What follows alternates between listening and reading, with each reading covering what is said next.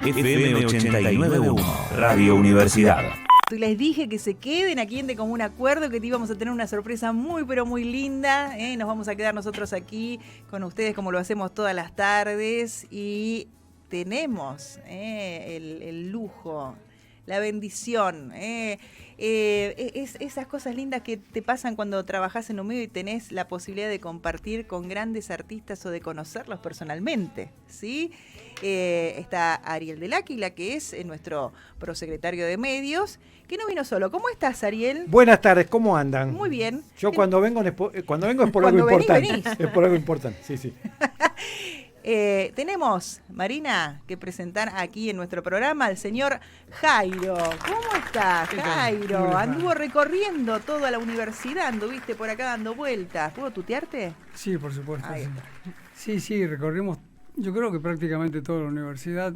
Han tenido la amabilidad de acompañarme y hacerme visitar de una manera concienzuda, porque la verdad es que es muy grande. Es muy grande. Lo que vos tendrías que haber pedido, no sé si viste que acá hay unos carritos que están buenos, que los de golf, que sí, ahí se puede dar una vueltita también, ¿eh? Porque claro, viste que es muy grande y todo. No, pero me encantó, fue una hermosa caminata aparte. Aparte hemos tenido la suerte de tener un día muy luminoso y me ha venido muy bien caminar. Y la verdad es que me ha sorprendido muchísimo el lugar. La universidad en sí me ha sorprendido muchísimo. Lo amplia que es, la amplitud de cada uno de los espacios. Es fantástica. Después cosas concretas, como la biblioteca, que es un poco una suerte de centro, digamos, de cualquier universidad. Lugar de encuentro, de estudio, de reflexión, de todo. Es un lugar fantástico, me encantó.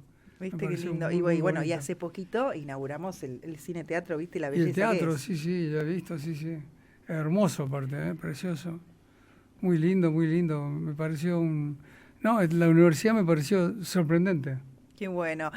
Bueno, y el año pasado cumpliste estos 50 años con la música. ¿Hay posibilidad de que lo tengamos acá en el teatro, Ariel? Mirá, lo tentamos al hombre lo tentamos. Se subió al escenario y le gustó. Bien, yo creo que sí. Así que, bueno, habrá que ver. Escenario enorme, ¿eh? Lindo, ¿no? Hace muy poquito tuvimos a la obra de Drácula. Sí, me comentaron. Aquí estrenando y bueno, fue fantástico. Ahora, si vengo yo, tiene los dientes de Drácula, pero... Pará, ¿vos viste el barbijo que tiene Jairo? No vi el barbijo. A ver. De Star Wars. Le pusimos el tráiler de Star Wars en el Justo teatro el tráiler de Star Wars. para impactarlo, ¿viste? Bien. Yo creo que sabían que venía con ese barbijo. Claro. Pasaron la data. Tienen 4 o 5 trailers preparados, ¿viste? Menos mal que no trajo el de Mandame Batman. Star Wars, dice. Bueno, qué lindo que sería, la verdad muy lindo poder tenerte acá. No, me encantaría, por supuesto. Es un lugar hermoso, precioso, con unas posibilidades enormes de hacer algo muy bonito. Me encantaría, por supuesto, se pueden hacer muchas cosas. Se pueden hacer muchas cosas. ¿Qué te falta hacer a vos? ¿O con quién te falta estar? ¿O con quién te falta cantar? Yo soy muy inquieto, yo no paro nunca a hacer cosas. Mira, hoy le comentaba a mi hijo cuando veníamos para acá que estaba leyendo, porque estoy escribiendo mi autobiografía, y estaba en un momento en el que necesitaba releer algunas cosas que escribieron sobre mí algunos críticos. Y entonces... porque había algunas frases que me hacían falta. Hacía falta que alguien las dijera y no decirlas yo directamente. Entonces leí una frase de un periodista que se llama Fletcher, que es el gran especialista de la música del diario Le Monde en París. Y encontré varias frases muy interesantes, muy orientadoras. Y una de las cosas que decía es que yo era uno de esos artistas que van borrando sus huellas. Es decir, yo actúo acá, hago tal cosa, me vuelvo, borro las huellas y sigo. Es un poco así, ha sido toda mi vida así, todo mi recorrido ha sido así. Primero he vivido en España, después me fui a vivir a Francia, después volví a vivir acá, en fin. Pero quiero decir con eso que no es que rompa líneas con todo lo que dejo anterior a lo que voy a hacer ahora, pero sí se queda un poco... no en el olvido, pero sí un poco desplazado, digamos, por el nuevo lugar en el que voy a emprender el trabajo. Entonces es una manera de ir borrando tus huellas, ¿no?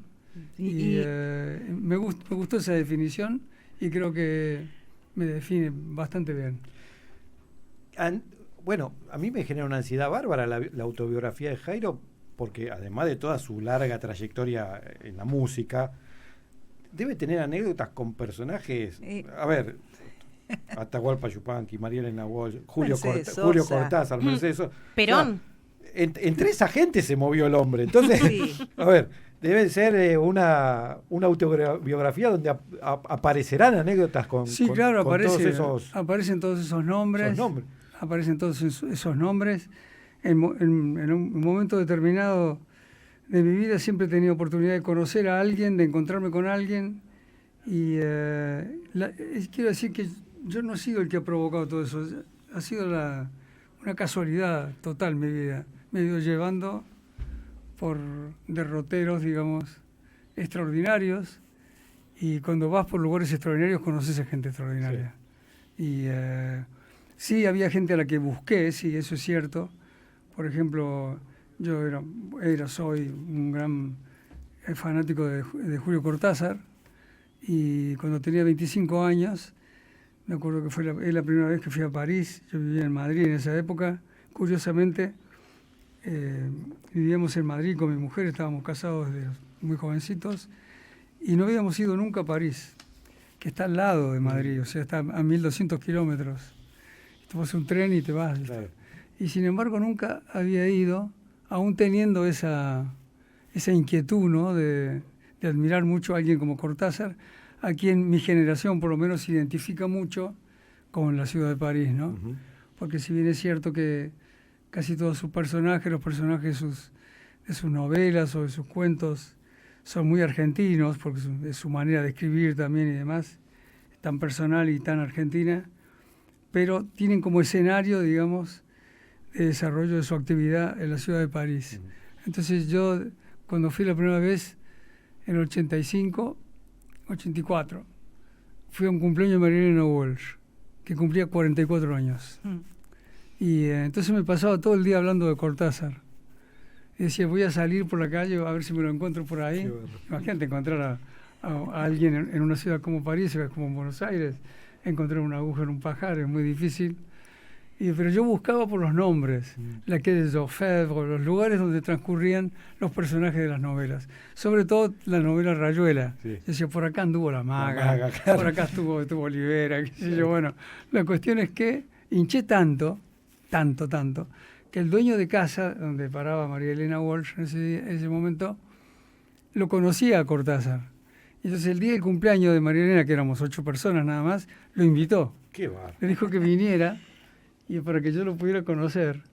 Y recuerdo que cuando llegó Cortázar a la casa, el timbre estaba roto, entonces golpeó la puerta y todos, Pepe Fernández, que era el dueño de la casa, María Elena, mi mujer, todos estaban confabulados y me dijeron, Jairo, anda a abrir. Se fue a abrir la puerta y ahí estaba Cortázar. ¿Y qué sentiste cuando lo viste? Y empecé a retroceder, no sabía por qué. Por inercia, no sé por qué, me iba para atrás. Algo me tiraba para atrás. Bien. Hubo que explicarle a Cortázar qué es lo que pasaba, porque él no se explicaba muy bien. Capaz que él también iba para atrás. Me preguntó, aquí es la casa de Pepe Fernández, ¿no? Encima era imponente. Sí, le digo, sí, es aquí. Un tipo imponente, ¿no? Grandote, así, una voz. Sí, muy alto. Una estatura, un jugador de voleibol, digamos, ¿no? Un hombre muy alto y con cara aniñada siempre, esa cara juvenil que tenía, los ojos tan separados, azules. Sí. Y una sonrisa muy simpática, y un tipo tan agradable, tan maravilloso. Esa noche fue una de las noches más inolvidables de mi vida, porque después he vivido en París muchos años. En ese entonces no vivía en París. Y sin embargo, pocas veces he pasado una velada, una noche tan extraordinaria como esa. Porque se dieron las circunstancias así, porque estábamos en un terreno que desconocíamos, pero que en el fondo conocíamos, porque estaba María Elena, porque estaba Julio Cortázar, en fin. Y porque se dieron las cosas así. Tener a Cortázar durante muchas horas y a alguien que se le ocurra contar historias de terror era maravilloso. Y Cortázar empezó a contar cosas, historias y demás. y después sacarle el cuero a los escritores. Era impresionante escucharlo. Por supuesto, yo era todo oreja. Claro. No decía ni una palabra, ¿no? Pero bueno, te cuento el caso de Cortázar, pero otros también me han procurado la misma felicidad, ¿no? El hecho de conocerlos y de tratar con ellos, de coincidir con ellos en el tiempo y en el espacio también, ¿no? Como el caso de Yupanqui o de Piazzolla, en fin. Claro, y pensaba, vos decís, bueno, hay muchas cosas que por casualidad llegaron, pero en realidad te moviste siempre con mucha convicción, porque venir de del Eje para acá, teniendo en cuenta que querías hacer música, y ese fue tu rumbo donde nunca más, ¿no? Te corriste, y a partir de ahí, bueno, te convertiste en lo que hoy sos y el referente para muchos también, ¿no?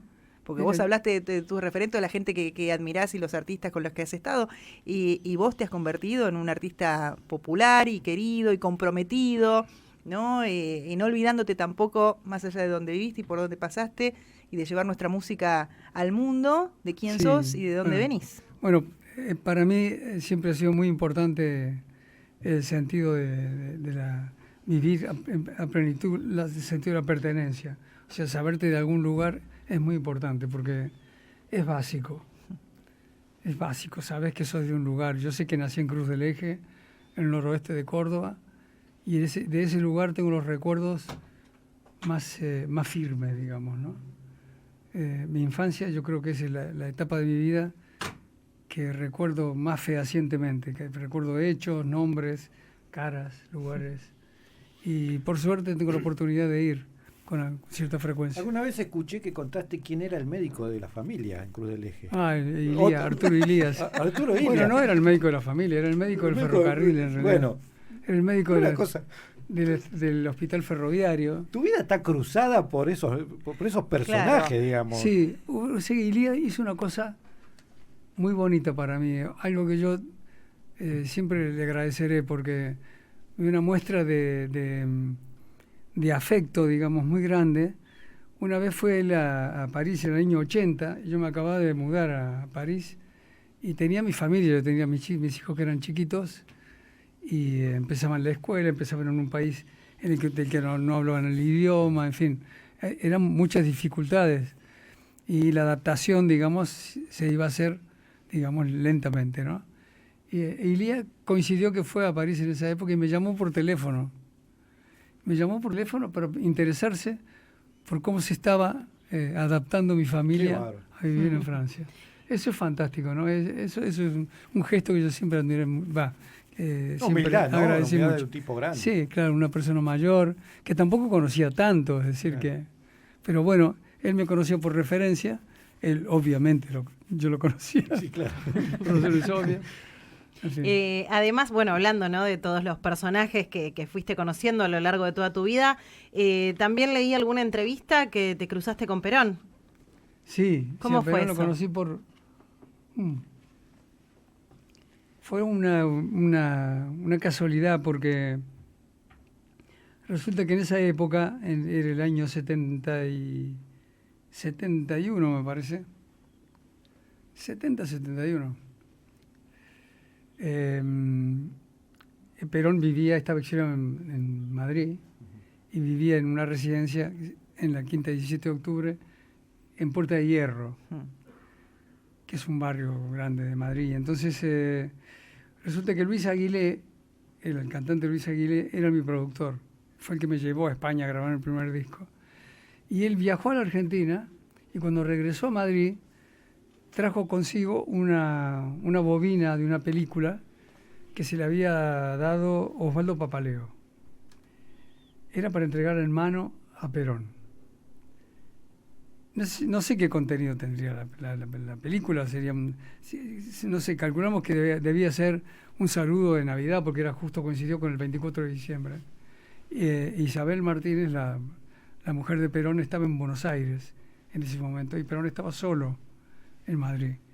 Y entonces recuerdo que Aguilé la iba a mandar a través de una moto, de alguien que le llevara la película. Ese día era un día muy especial porque además, siendo 24 de diciembre, siendo el personaje que era, evidentemente había mucha vigilancia en la entrada, había guardia civil, ejército, de todo. Había una garita montada muy grande en el portón de entrada. Era un portón grande, después un jardín delantero, digamos, que llevaba a la casa, que era una casa de apariencia serrana, ¿no? La cuestión es que Aguilé no lo llevó, entonces le dije, se lo llevo yo. Y yo tenía 20 años, 21. Y estaba saliendo con Teresa, que después fue mi mujer, y Teresa me dice, yo te acompaño. Entonces fuimos y no nos dejaron entrar. Llegamos al lugar y dice, no se puede entrar, pero, bueno, por razones de seguridad, y yo lo entendía perfectamente. Ahora, eso sí, la película me llevaba de vuelta. Porque a mí le entregan mano. A mí me habían dicho que había que entregar en mano. Y Teresa me decía, siempre me sorprendió en ese momento tu reacción de funcionario público tan aplicado, estricta, ¿no? Claro. Tan aplicado. La cuestión es que nos fuimos de la casa. Y estaba nevando. Y habíamos hecho unos 60 metros, una cosa así, y nos alcanzó un chico joven, guardia civil, joven, y nos dijo que volviéramos, que querían hablar conmigo. Entonces volvimos y nos atendió la misma persona que no nos dejó entrar, que ni siquiera nos dirigió una mirada, nada, solamente nos dijo, pasen. Y entramos, y ahí estaba. Y efectivamente así lo conocimos, y estaba completamente solo, el Perón. Estaba solo, completamente solo, no había nadie con él. Y estaba esperando la mensajería, digamos, estaba esperando la película. Y bueno, yo creía que le iba a entregar la película en la puerta, porque donde nos estaba esperando, en el porche de la casa, y no nos hizo pasar. Nos sentamos en el living, después nos hizo pasar al escritorio de él, que era muy lindo, el escritorio muy lindo, sobre todo muy interesante, porque a mí siempre me interesaron, antes de hablar de la biblioteca, siempre me interesaron mucho los libros y las bibliotecas. Y tenía una biblioteca de estas bien castellana, muy pesada, estas bibliotecas con maderas muy anchas y demás, ¿no? Y sobre todo me llamó la atención, los libros me llamaron la atención, el lomo de los libros, ¿no? Eran lindos, parecían libros interesantes, ¿no? Y él se dio cuenta de eso. Entonces me empezó a hablar de los libros y empezó a sacar libros. Y nos contaba cosas de su experiencia, de su primera experiencia cuando era joven y fue a Italia, su primera experiencia que fue a la Embajada Argentina, no sé cómo fue, algo de agregaduría militar, Sí, una cosa así. militar. Y entonces sacaba libros y nos mostraba en los mapas donde había estado y demás, y nos contaba anécdotas de cada lugar. La cuestión es que uno veía que se sentía cómodo de tener interlocutores muy jóvenes en realidad, Claro. ¿no? Y compatriotas. Y compatriotas argentinos. No, mi mujer es española. Bueno, era claro. española, pero me refiero que había como una corriente de simpatía. ¿Y cuánto digamos. tiempo te fue al Nos final? quedamos 4 horas. Claro. O sea, fuimos a entregar la película y nos quedamos 4 horas charlando con él. Y al final nos dijo incluso que nos quedáramos a cenar. Era el día de Nochebuena. Y el día de Nochebuena es, para los españoles, muy, muy importante. Es la cena del año, ¿no? Familiar, ¿no? Entonces, yo le había dicho, había conseguido. Teresa había hablado con sus padres y sus padres me habían invitado a cenar. Ay, Entonces era una mirá invitación si clave caías con para Perón, mí. claro. Era una invitación clave para Estaba mí. solo. Entonces, ¿qué pasó? Que a las más o menos 4 horas de estar ahí, cerca de las 4 horas, suena el teléfono de la casa de Perón. Y va Perón y atiende del otro lado y dice, atiende, habla, y entonces vuelve a la oficina donde estábamos, ¿no? Al despacho de él, donde estábamos tomando el té, y dice, preguntan por Teresa. Ah, Entonces,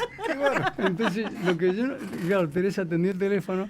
Claro, la madre estaba preocupada porque íbamos a casa de una personalidad muy grande, no sé, esto, lo otro, y quería saber cómo estábamos. claro. Y entonces... Pero ¿cómo consigue? Espera, esa fue Es mi pregunta. productora, ¿no? Esa fue Una mi pregunta. productora Yo la dije, madre. ¿cómo Bueno, hizo, eso es una madre preocupada. Qué bárbaro. ¿Cómo hizo mi suegra para conseguir el teléfono de Perón? Ahí ya te empezaste a preocupar. No, ¿y sabes qué me dijo Perón cuando Teresa fue a tener el teléfono? Me dice, tenés que ir a la cena esta noche. Estuvo muy simpático. Sí. Estuvo muy simpático. Nos despidió ahí en la puerta, la verdad que muy simpático.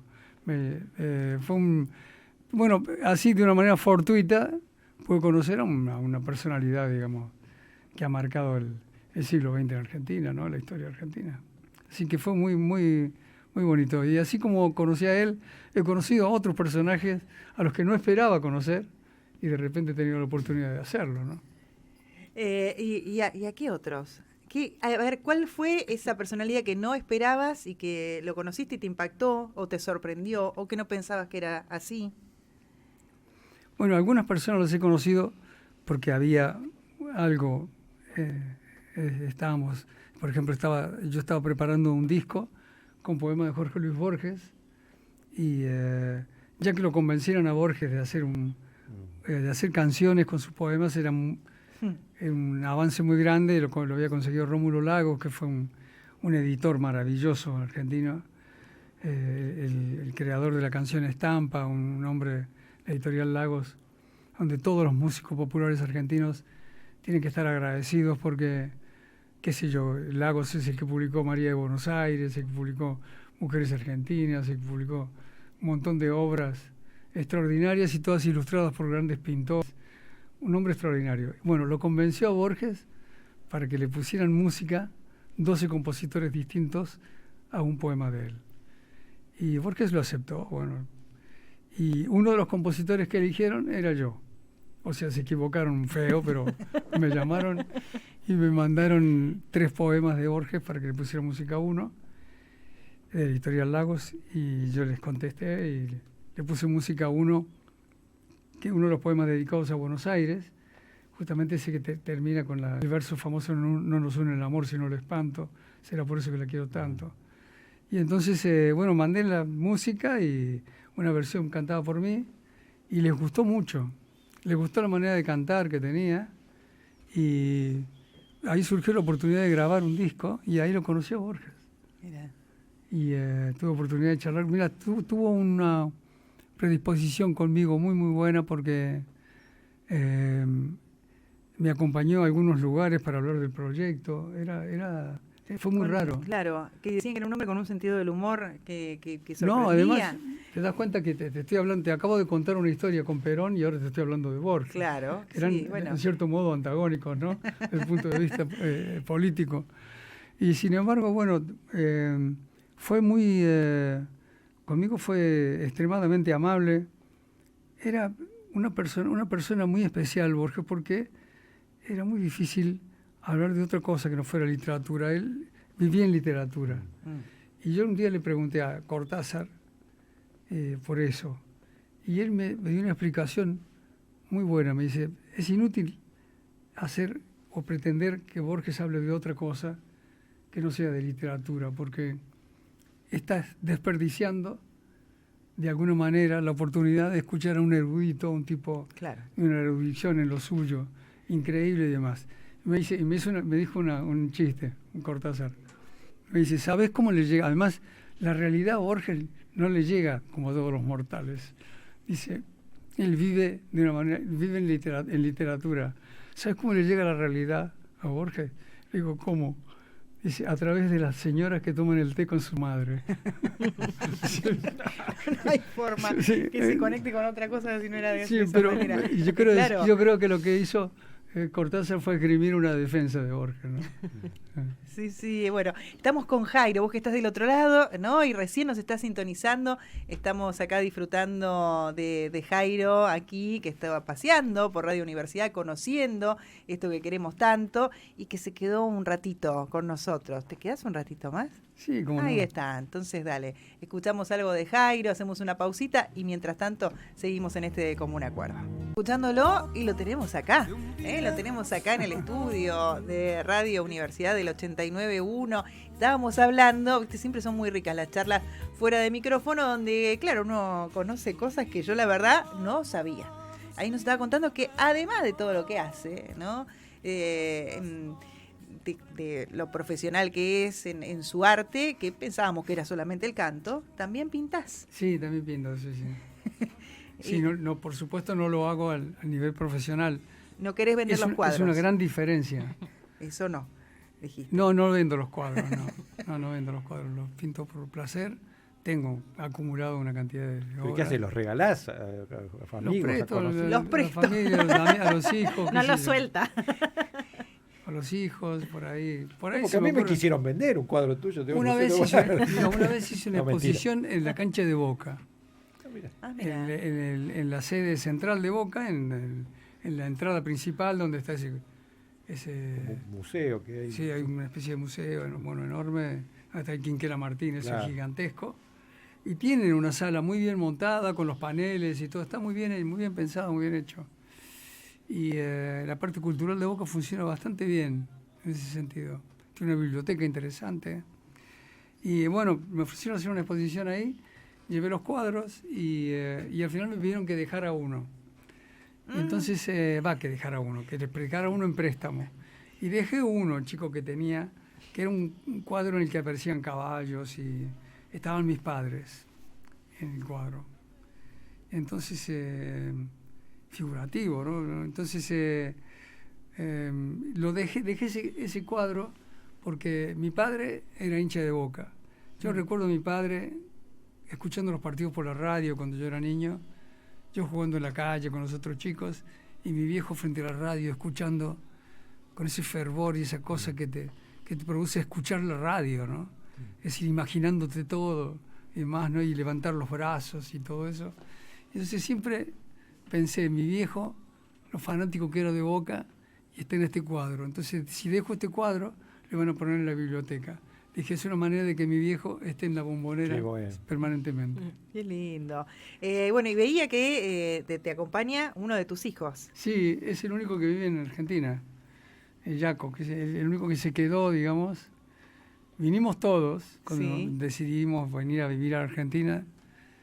Los demás, bueno, estuvieron un tiempo y después volvieron, porque en realidad no es que se fueran, volvieron a su lugar porque son de ahí. Nacieron ahí, se criaron ahí, estudiaron ahí, todo ahí. Todos, incluido Jaco también. Lo que pasa es que Jaco aquí formó familia, esto, lo otro, y bueno, se quedó, y además es el único músico de la familia y también me acompaña, es mi productor discográfico, se ocupa de mis cosas. Muy bien. Viste que hay que tener redes, todo, vos. Y es uno de los que más me exige, digo. ¿Ah, sí? Desde el punto de vista artístico, sí. Es muy importante tener eso. Y volviendo a tu disco 50 años de música, que lo grabaste con un montón de artistas, Sí. ¿Cómo fue esta experiencia? Lindísimo. Y contanos quiénes son estos artistas. Bueno, el disco lo planificamos entre las cosas que quería hacer para celebrar los 50 años con la música, estaba el disco este.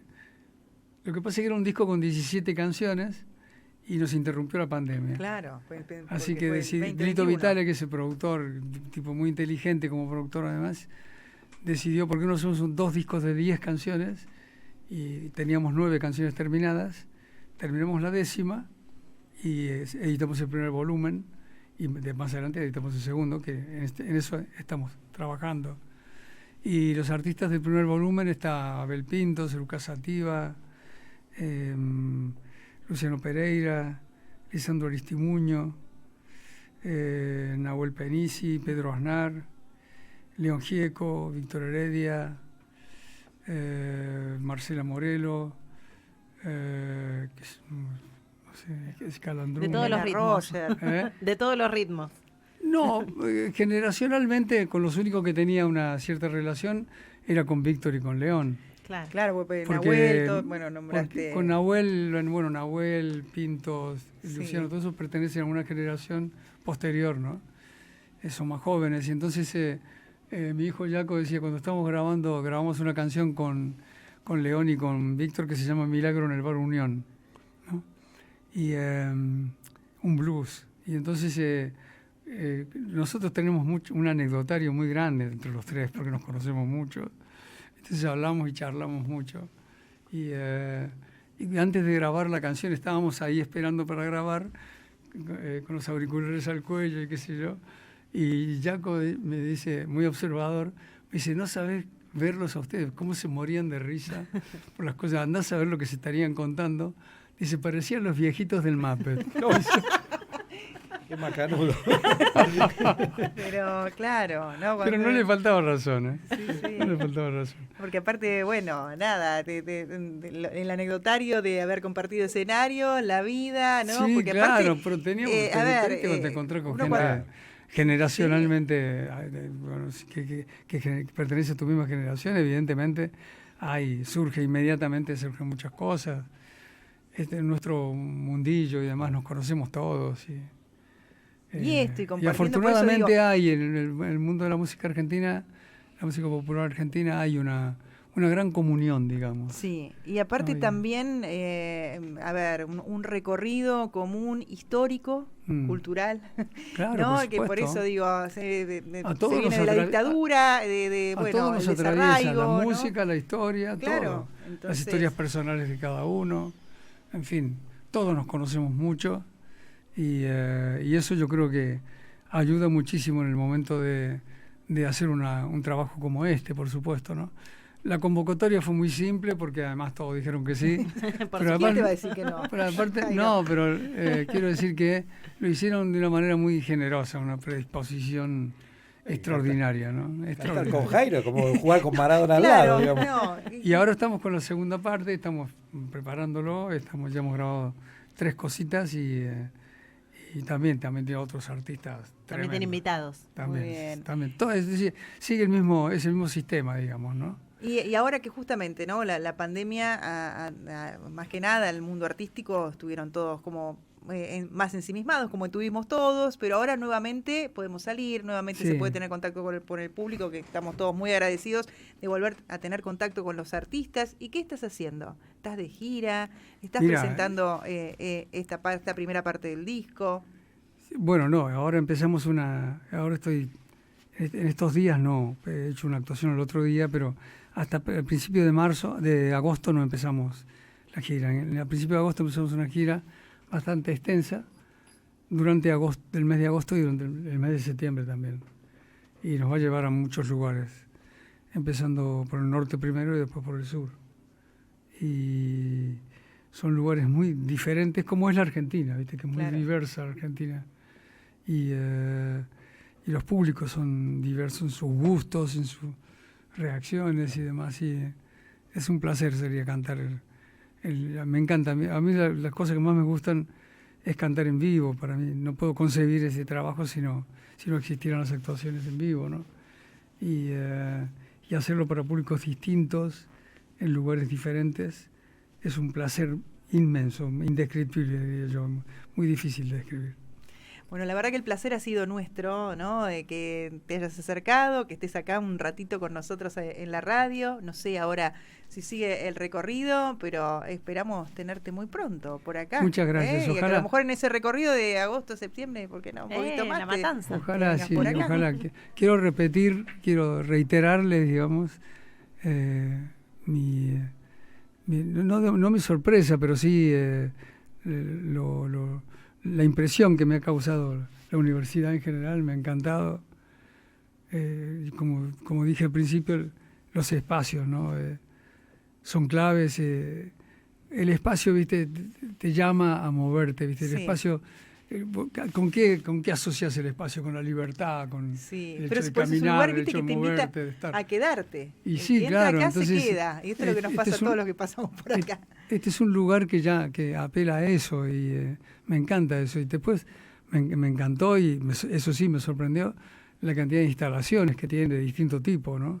Las instalaciones técnicas en lugares, la comunicación, la radio, lo de la televisión, en fin, las comunicaciones, los deportes, todo eso.